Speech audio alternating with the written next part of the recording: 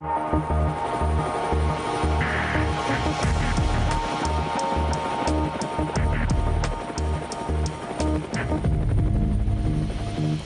last week has seen tensions between Israeli and Palestinian forces reach a breaking point. After 3 Israeli teenagers were kidnapped and murdered in the West Bank last month, a Palestinian teen was burned alive in an alleged revenge killing. Since then, Israel has called up 40,000 reserve forces, and today the Israeli military bombed at least 50 sites across Gaza, killing at least 16 people as of this broadcast and injuring more than 100 in what's being called Operation Protective Edge. According to government officials, the strikes are in response to armed factions in Gaza firing rockets into southern Israel, although no deaths have yet been reported as a result of these attacks. So you get a better picture of what's happening on the ground, as well as larger implications of the current violence. I was joined earlier from Jerusalem by Miko, Peled, the son of a former IDF general, grandson of one of Israel's founding fathers, and author of the book, The General's Son. I started by asking Miko to give us an update on the last few days. Ever since this case of these 3 young men that were kidnapped came out, the Israeli army has been marching up and down the West Bank like Roman legions, destroying absolutely everything up on their path, destroying homes, arresting people, beating people, killing people. The situation outside of the West Bank and the rest of the country in Palestinian communities is very frightening. Palestinians are afraid to walk in the streets, they're afraid to go to work, they're afraid to go to the stores. And I'm talking about Palestinians inside Israel, Israeli citizens, because there's this insane atmosphere of hatred and that is being fomented from the top, of course. And they're using, as they always do, this as an excuse to attack more. And in terms of their own thinking, they're gaining political points, thinking of what it's going to be, how it's going to show next time they go to the polls. And I wanted to read 2 tweets from Israeli Prime Minister Netanyahu from about a week ago, who partially quoted a poem by an Israeli poet in the aftermath of the death of the 3 Israeli teens. Vengeance for the blood of a small child Satan has not yet created. Neither has vengeance for the blood of 3 pure youths who are on their way home to the parents who will not see them anymore. Hamas is responsible. Hamas will pay. Miko, do you think this sort of inflammatory rhetoric on behalf of government officials are fueling the attacks against Palestinians we're seeing now?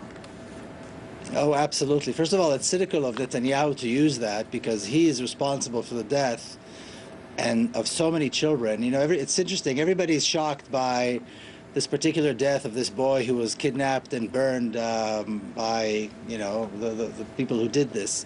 You know, I don't know. What do they think happens when Israel drops bombs from the air on civilians? They burn children and kill them all the time. But it's interesting that suddenly the press and the world has taken an interest in this particular thing, as though it's unique, and Netanyahu thought to apologize for this and so forth. He is responsible. He and his generals are responsible for so many dead children and burnt civilians and so much destruction. You know, it's cynical. It's sad. It's tragic. And I think it's important to realize that Israel is giving the Palestinians only 2 options: to surrender completely or to resist.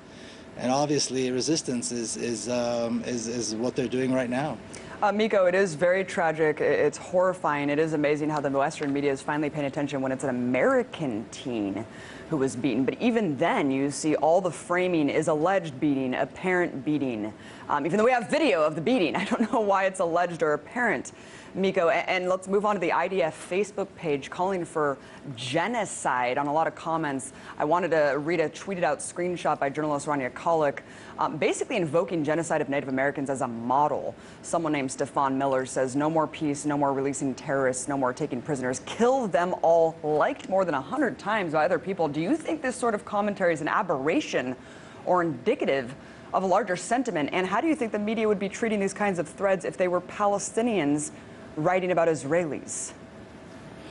You know, yesterday I went to see the parents and visit the grave of Nadim Nawara, who was killed just before I was on your show last time, on the 15th of May. He was one of the 2 youths who was killed. And then afterwards we went to the family's home, and there were people there talking, and the discussion was very casual, very natural, but all about seeking justice and finding the soldiers and taking him to court, and the fact that this particular case, the murder of that particular child, and does not mean that all Israelis are bad, does not mean that all Jews are bad, does not mean that they hate all Israelis or all Jews. This was the sentiment, and this is the discussion in every bereaved home that I visit of Palestinians. And here in Israel, I think it has to do with the basic ideology that framed Israel, the basic ideology upon which Israel was established, which is a racist, colonialist ideology, which is what Zionism is, and it calls for the replacement of the native population with Jews. And so we have to remember that the State of Israel was established after a horrendous act of terrorism in which more than half of the population of Palestine was forced out, and half of the cities and towns were destroyed. So this was the very beginning of the State of Israel, and what is happening today is just a continuation of that. There's really not much difference. And periodically we see these outbursts of racism and violence peak a little bit more than other times. Right, it seems like it's framed as this cycle of violence without getting to the root of how why this is happening.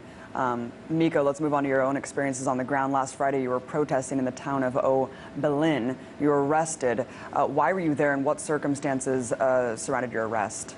Peled has become the mecca of the nonviolent resistance. The popular resistance in Palestine came out of Peled. It's a small town, maybe half an hour drive from Jerusalem. A small village, actually. It's not a town, it's a village. And the people began this nonviolent popular resistance, and they're met with horrendous violence by the Israeli military, arrests, beatings, and so forth. The protests take place every Friday, and whenever I'm here, I join them. They're good friends of mine, and I support them completely.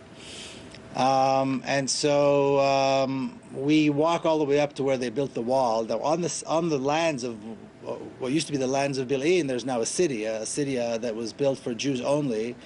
It's called Modi'in Elite. And so they walk up to the wall, which was built right there on their land, and protest. And so the Israeli army stands up at the top of the wall and shoots tear gas and shot grenades at the crowd.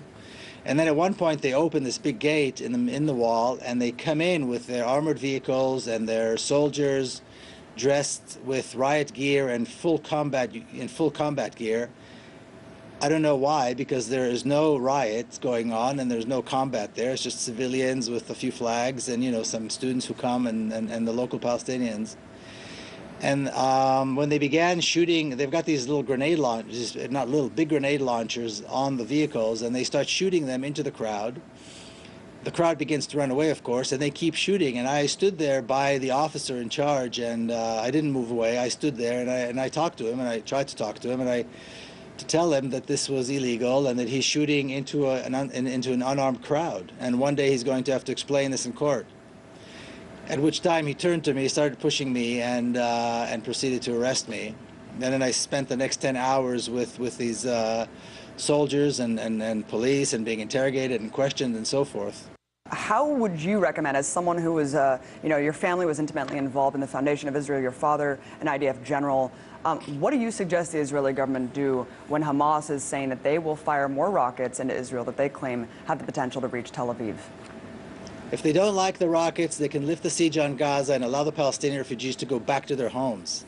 Furthermore, they can release all the Palestinian prisoners unconditionally and call for free and fair elections, one person, one vote for everyone who lives in this country, and cancel the apartheid regime. In other words, topple the apartheid regime. This is what needs to happen, and it needs to happen immediately, and until it happens, the world needs to boycott this place and impose sanctions on Israel. Thank you so much, Miko Peled. Appreciate it.